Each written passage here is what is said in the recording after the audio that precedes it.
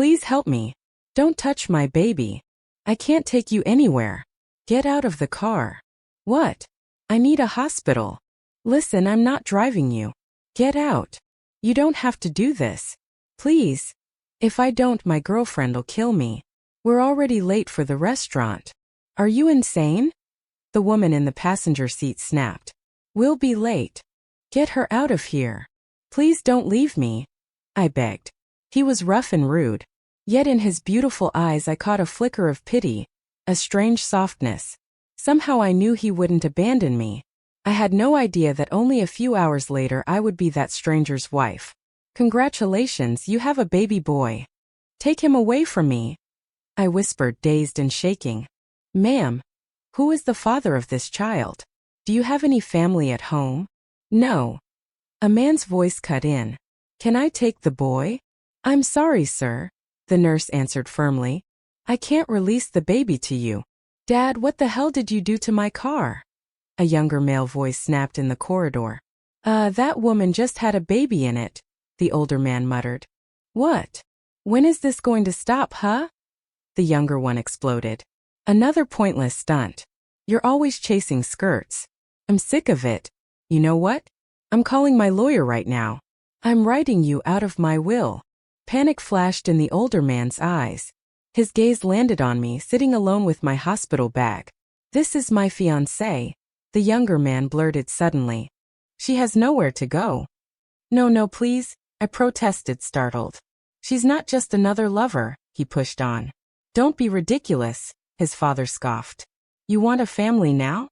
Yeah, I want to marry her. You're serious? You don't believe me?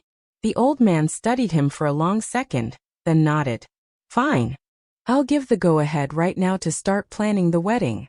Give me my son. Give me my son right now. I cried later in the maternity ward. What? The nurse blinked. A familiar male voice sounded behind me. Don't worry, darling. We're going home. Ma'am, is this the father of your child? The nurse asked. I met his eyes, the stranger who had just called me darling, the man who'd used me to save his inheritance. Yes, I said quietly. This is my fiancé. You can live here with your child, he said as we stepped into the vast mansion. Marble floors, high ceilings, everything gleaming. There's plenty of space. You'll have a private chef and staff on call around the clock. Why are you doing this? I asked. We don't even know each other. I want you to marry me. What? If I don't, my father will cut me out of his will. And if you walk out of here alone, with no husband and no family, they'll take your baby away. So what do you say? Yes or no? I hesitated, then nodded. Great, he said briskly. You can sleep there on the floor. Are you kidding? You expect me and my baby to sleep on the floor? Of course not. The nanny will take the child. What? A nanny appeared and gently lifted my son from my arms. Madam, why? I started reaching after him.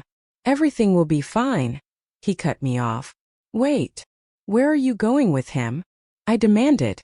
We need to do something about your appearance, he said, seizing my wrist. My dad will never believe I'm marrying such a mess. Let me go. I need to get to my child. Son, where are you? I called, hearing my baby's thin cry somewhere down the corridor. That's him. The nanny's voice echoed. Come on. No. I need to see my baby. No, he said coldly, dragging me the other way. Hey, there you are. His father's booming voice echoed from the foyer. Where's your fiancée? She's taking a shower. Getting all glam. My fiancé answered. Good. Because the wedding's in 2 days. What? He choked. Why put it off? His father shrugged. I've got Sydney handling all the arrangements. Anyway, I've got a business meeting. See you at the wedding. He strode away, leaving my fake groom staring after him. A sleek woman stepped out from behind a pillar, arms folded. So our golden boy is getting married. Wow. I still can't believe it. Say it, he replied dryly. You know I never sleep with anyone twice. You had your turn. Her smile tightened. So now what? You're going to sleep with one woman for the rest of your life. None of your damn business, Sydney. Go ahead, play the dutiful son, she sneered. You're such a jerk. Just like your father. He found me later in a side corridor. Don't worry, he said stiffly. I won't sleep with you. I just need the marriage. Is that what Sydney needs too? I shot back. How do you know about that? He demanded. Somewhere deeper in the house, his father's voice drifted out from a half-open door.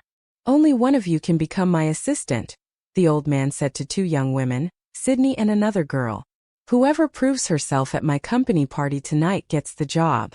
It's going to be tough, but with your looks, Sydney, you've got the better chance.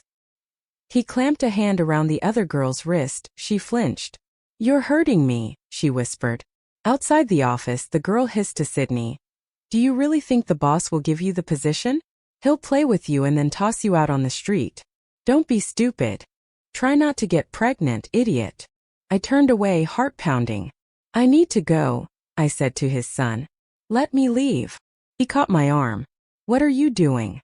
I don't want anything to do with your family. Let me go.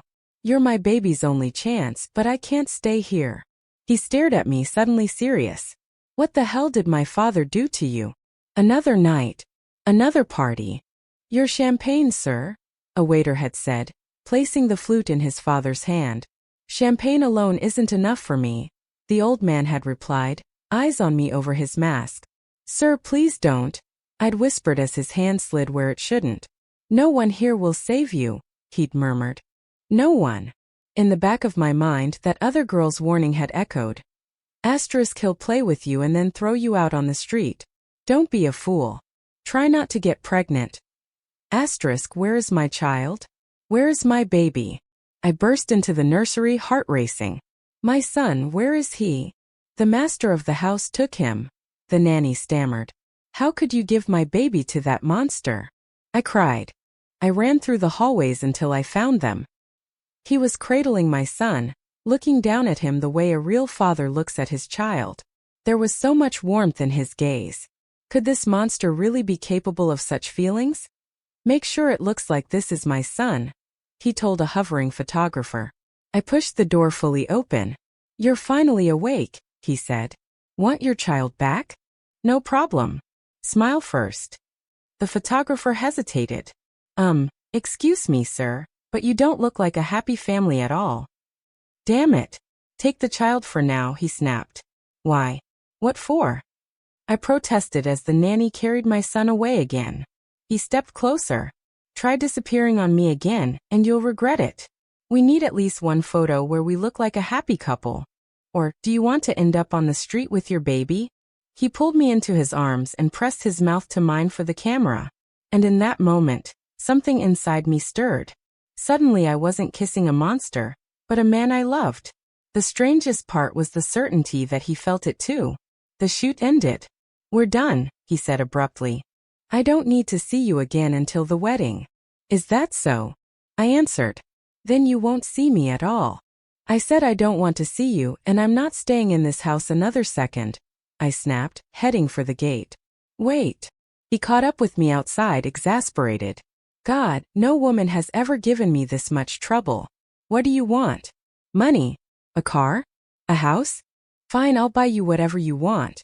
Just keep pretending to be my fiancé. That's the only condition. I have one more condition, I said quietly. What is it? Your father must not see me again until the wedding. Why? That doesn't concern you. I turned back toward the mansion. See you at the wedding. Oh, and this is my room now. I shut the bedroom door in his face. Get lost, I added through the wood.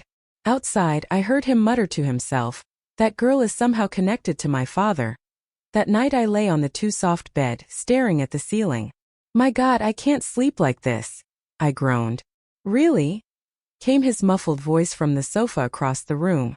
Because I'm getting an amazing night's sleep here. The baby's wail cut through the air again. I've been working on him for 2 hours, he groaned. Nothing helps. Listen, you're his mother. Just make him stop. Don't you think I've been trying? I snapped. Maybe he's hungry.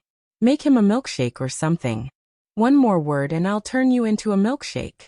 He raised his hands. Okay. Maybe he's hot. Open the window. Actually, that's not a bad idea, I admitted. Bring him here. He scooped up the screaming boy and carried him to the open window. Night air drifted in. Slowly the crying eased. Finally, he sighed. Great. Wait. Where are you going? I demanded as he turned away. I'm going to fly out of the window like a damn bat, he muttered. A moment later he frowned. You know what, dude? Either I've gone deaf or he finally stopped crying. Yeah, and that's thanks to me, he added smugly. Just bring him back, hero. He carried the baby over, but as soon as he put him down, the crying started again. See? You were making things worse, I scolded, half laughing, half panicked. Oh my God. So what am I supposed to do now? He asked helplessly over the wails. I don't know. Just sing him a lullaby or something. I don't know any. Maybe something from a cereal or Pepsi commercial. I don't watch commercials. Just sing something, please. He cleared his throat. Bye-bye Lala, good night, ring-ring-a-roses. I stared. Is that your voice? What do you think? Am I Ariana Grande now? He smirked. I've never sung in my life. I'm joking, he added more softly. You're his mom. Your voice can't be bad. I don't know why, but at that moment I didn't want him to leave.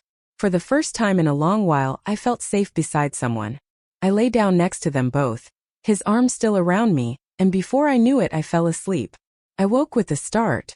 Sorry, I blurted, realizing I was pressed against his chest. No, I'm sorry, he began just as we both looked around. Where's the baby? I gasped. Shua, he said. We were hugging so tightly I moved him to the crib. Just in case. Thank you, I murmured. Here. Take your son. Go for a walk or something. I have a lot to do, he said, handing me the baby. Goodbye, I said, heading for the door. Goodbye? Don't say goodbye yet. A seamstress bustled in. You two need to undress in front of each other. What? We both choked. Your wedding clothes have arrived. Let's go. His suit fit perfectly. This suits me, he said, examining himself. How about you? I wrestled with the heavy white fabric. I can't do this on my own. Can you? Help me? He stepped behind me, fingers fumbling with the corset laces. The dress looks perfect on you, he said at last. Look in the mirror. I don't want to. If you're satisfied with how your bride looks, sir. The fitter interjected. The fitting's over. They left us alone. What's wrong with you? He asked. I just want this to be over, I muttered. Am I that disgusting to you? You bought me like a doll in a shop. Dress me however you want and leave me alone. I can barely move in this damn dress. I can see you're hiding something, he said quietly. Some sort of secret. Tell me how I can help. Don't shut me out. Did I hurt you? You saved me, I whispered. You know exactly what I mean. Who hurt you? Putting on this dress reminded me of someone I loved. I'm sorry, he said. I promise this farce will be over soon, and you'll be free to go and find him. I can't. I lost him forever. No, you don't understand. I have money power. I'll help you find him. You can't, I said, shaking my head. I don't even know his name. What? My mind slipped back to that night. No one here will save you. Someone had laughed as they pushed another drink into my hand. Then another man had stepped out onto the terrace with me, both of us in masks. I'm looking at you, he'd said. Right now I just want to get drunk and disappear from everyone. Then let's make a deal, I'd answered. Let's not take off our masks. Let's not tell each other our names. We never exchanged names that night, but we revealed everything else. We understood each other completely. It was love at first sight. And then we were torn apart. I'm in love with someone and I don't even know who he is, I said now, blinking back tears. What kind of idiot does that make me? Maybe you were right when you picked me as your fake wedding doll. Seems like real love just isn't in the cards for me. Maddie, we're ready downstairs, someone called from the hall. I'm sorry, I said quickly. I need to check on my baby. He was waiting for me in my bedroom that evening. Did you like my surprise? He asked, gesturing grandly. You're sick, I breathed. 3 men were lounging on my bed. A tall model type, and 2 others who looked like they'd stepped out of dating app profiles. Who are they? The tall one's a model. The other two are options, he said lightly. What were they doing in my bedroom? You're sacrificing your true love for this fake wedding to me, he said. Consider this compensation. A romantic date with the perfect guy. I'm not going on a date with any of them. Get out. All of you. Okay, then I'll find someone else, he shrugged. I don't need someone else. I don't need this. Listen, I wanted to do something nice for you, he insisted. A romantic dinner from the chef, candles, everything. He opened the covered dishes. The smell made my stomach growl. It does smell good, I admitted. So at least have dinner, he said. There's enough for two, I pointed out. Great, I'll just call one of the guys back. You are enough, I interrupted. It was the strangest date I'd ever had. Yet as we talked, we started to notice how similar we were. We had the same tastes, the same odd little habits, the same stupid quirks. Two people who seemed so different were almost mirror images. You didn't care about me when I begged you for help, I said. But when I started talking about my love, it actually touched you. Why? Because just like you, he said slowly, I also lost my true love. And I know I'll never find anyone like her again. He went quiet. I've already said too much. In that moment I realized there were two broken hearts in that room, not one. He was cruel for a reason. He was still searching for what he'd lost and knew he'd never find again. The groom can't see the bride on the wedding day. The stylist reminded him next morning, ushering him away from my door. That rule doesn't apply to his father. A familiar voice purred as the door clicked shut. He stepped into my room without knocking. You, I whispered. Isn't this what you wanted? He smirked, coming closer. You used to love my kisses. You used to enjoy playing with me. No. Don't touch me. Listen, you seduced me that night, he hissed. You thought you could take off your mask and I wouldn't recognize you. Sir, please don't. I backed away. Why did you come into this house anyway? He spat. To blackmail me? You couldn't rob me and now you're after my son. Is that it? You're after my son. The door slammed open. Get your hands off her, my groom snarled. Are you insane? I am your father, the older man barked. I don't care. She's my fiancée. You will never marry her. Never. Give me one good reason why not. He smiled thinly. Oh, I have one. And you'll find out soon enough. After his father stormed out, he turned back to me. I won't let anyone hurt you, he said. Why do you even care? I demanded. This is all fake. Because this is real, he shot back. Real? Our whole wedding is fake. I realized my life before you was fake, he said quietly. These last few days with you. For the first time in years I felt something here. He touched his chest. Something I thought was gone for good. Tell me I'm wrong. You're wrong, I whispered. Look me in the eyes, he said. I did. He swallowed. I feel something for you. What about you? Me too, I admitted. But that doesn't change anything. It changes everything. I don't want to lose my love again.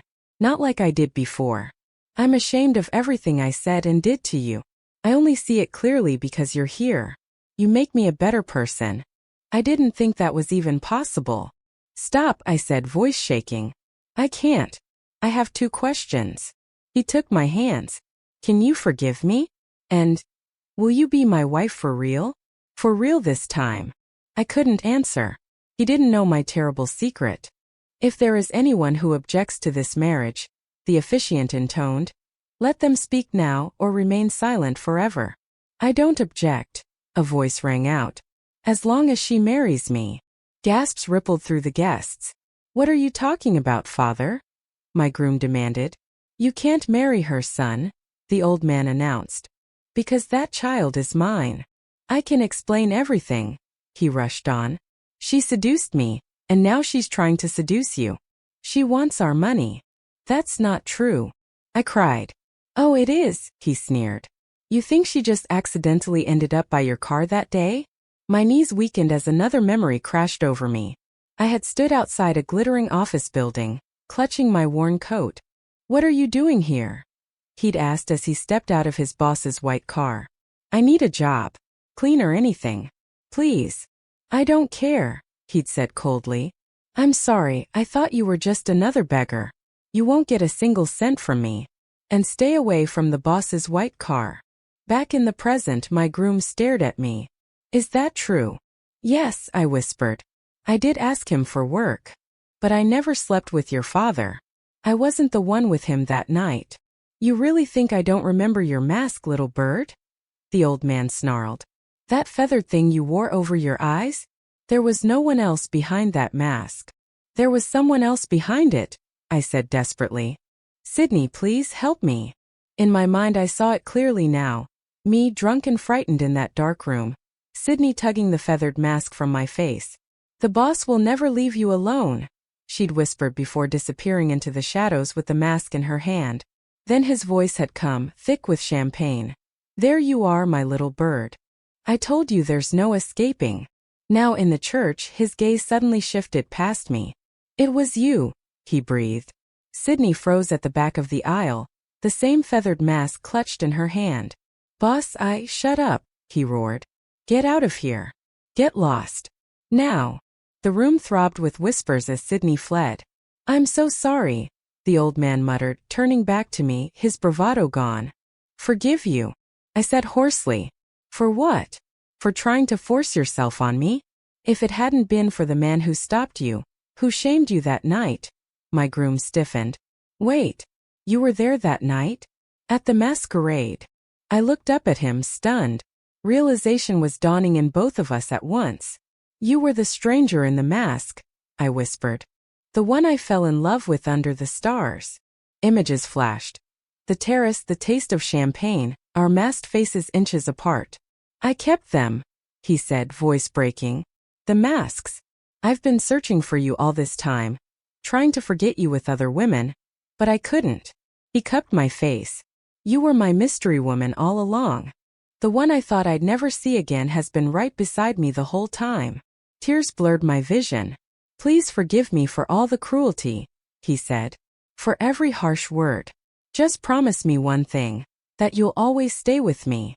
I promise, he whispered. I'll never leave you. Not for a second, not for a moment. I'll always be with you. We'll be together till the end of our days. Yours, mine, and our sons. Later, my father-in-law stood before his son, shoulders bowed. Forgive-me, son. I am so sorry. Everything I have is yours. You think that will make me forgive you? My husband asked quietly. That you can just buy redemption like you've always done? The old man swallowed. You're right, he said at last. It's time for me to disappear. Forever. He turned and walked away. Our fairy tale became reality. We had been strangers once, two masked souls who fell in love beneath the stars. We lost each other and never believed we'd meet again. But life refused to let us drift apart. We hated each other for a time. Yet we found our way back and became one heart, one soul forever. Because true love, like destiny, cannot be outrun. It's waiting for each of us.